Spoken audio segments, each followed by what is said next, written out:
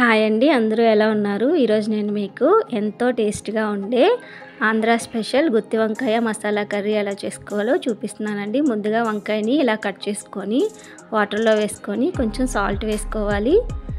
వేసుకొని ఇప్పుడు దీన్ని పక్కన పెట్టుకొని స్టవ్ వెలిగించుకొని ప్యాన్ పెట్టుకొని గుత్తి వంకాయకి కావాల్సిన మసాలా రెడీ చేసుకోవాలి.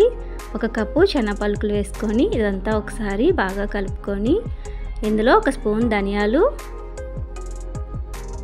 1 స్పూను జీలకర్ర, కొంచెం జీడిపప్పు వేసుకొని ఇదంతా ఒకసారి బాగా కలుపుకొని ఇప్పుడు ఇందులో వెండి కొబ్బరి ముక్కలు వేసుకొని మరొకసారి ఇదంతా బాగా కలుపుకొని ఇక్కడ నేను చూపెడుతున్న గరం మసాలాలు కొంచెంగా వేసుకోవాలి. వేసుకొని మరొకసారి ఇదంతా బాగా కలుపుకొని ఇప్పుడు ఇందులో 1 స్పూను నువ్వులు వేసుకోవాలి. వేసుకొని ఇదంతా ఒకసారి బాగా కలుపుకొని ఫ్రై చేసుకోవాలి. ఇలా ఫ్రై అయిపోయాయి కదా, ఇప్పుడు వీటిని తీసుకొని ప్లేట్లో వేసుకొని చల్లారనిచ్చి ఇలా పేస్ట్ చేసుకొని పక్కన పెట్టుకోవాలి.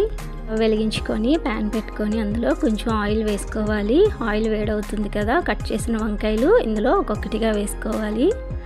ఇలా వేసుకొని వంకాయల్ని ఫ్రై చేసుకోవాలి. ఇదిగోండి, ఈ విధంగా ఫ్రై అయిపోయాయి కదా, 70% వరకు ఫ్రై అయితే చాలండి.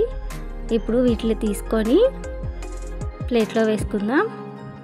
అని వంకాయలన్నిటిని ఇలా ప్లేట్లో వేసుకొని పక్కన పెట్టుకోవాలి. ఇప్పుడు స్టవ్ వెలిగించుకొని కళాయి పెట్టుకొని ఇందులో కూరకి సరిపడా ఆయిల్ వేసుకోవాలి. వేసుకొని కొంచెం జీలకర్ర, సన్నగా కట్ చేసిన ఆనియన్స్ వేసుకొని ఇదంతా ఒకసారి బాగా కలుపుకోవాలి. ఇప్పుడు ఇందులో కొంచెం కరివేపాకు వేసుకొని మరొకసారి ఇదంతా ఒకసారి కలుపుకొని ఇప్పుడు ఇందులో 1 స్పూన్ అల్లం వెల్లుల్లి పేస్ట్ వేసి ఒకసారి బాగా కలుపుకొని సన్నగా కట్ చేసిన టమాటోలు వేసుకోవాలి. వేసుకొని ఇదంతా ఒకసారి బాగా కలుపుకొని టమాటాలు ఇలా మగ్గిపోయాయి కదా, మరొకసారి బాగా కలుపుకోవాలి. ఇప్పుడు ఇందులో ఇంతకు ముందే పేస్ట్ చేసి పెట్టుకున్నాం కదా, పేస్ట్ మొత్తం ఇందులో వేసుకొని మరొకసారి ఇదంతా బాగా కలుపుకొని అడుగంటకుండా ఇలా ఈ విధంగా కలుపుకోవాలి. ఇప్పుడు ఇందులో కూరకి సరిపడా సాల్ట్, 2 స్పూన్ల కారం, కొంచెం పసుపు, కొంచెం గరం మసాలా పొడి వేసుకొని ఇదంతా ఒకసారి కలుపుకోవాలి. ఇదిగోండి, ఈ విధంగా కలుపుకున్నాం కదా, ఇప్పుడు ఇంతకుముందు మనం ఫ్రై చేసి పెట్టుకున్న వంకాయల్ని ఇందులో వేసుకోవాలి. ఇలా వంకాయల్ని ఒక్కొక్కటిగా వేసుకొని వంకాయలన్నిటిని ఈ విధంగా వేసుకొని ఇదంతా ఒకసారి బాగా కలుపుకోవాలి.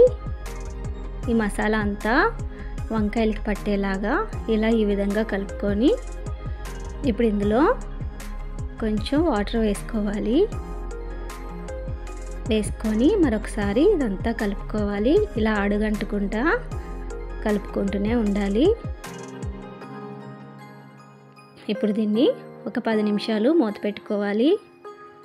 10 నిమిషాల తర్వాత మూత తీసి చూసినట్లయితే కూర అంతా ఇలా ఉడికిపోయి దగ్గర పడిపోయి ఉంటుంది కదా, ఇదంతా ఒకసారి ఇలా ఈ విధంగా కలుపుకొని ఇందులో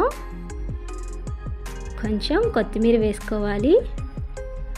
వేసుకొని మరొకసారి ఇదంతా బాగా కలుపుకొని స్టవ్ ఆఫ్ చేసేసుకోవటమేనండి. చూసారు కదా, చాలా సింపుల్గా రెడీ చేసేసుకోవచ్చండి. చాలా టేస్ట్గా ఉంటుంది గుత్తి వంకాయ మసాలా కర్రీ. మీరు కూడా ట్రై చేయండి.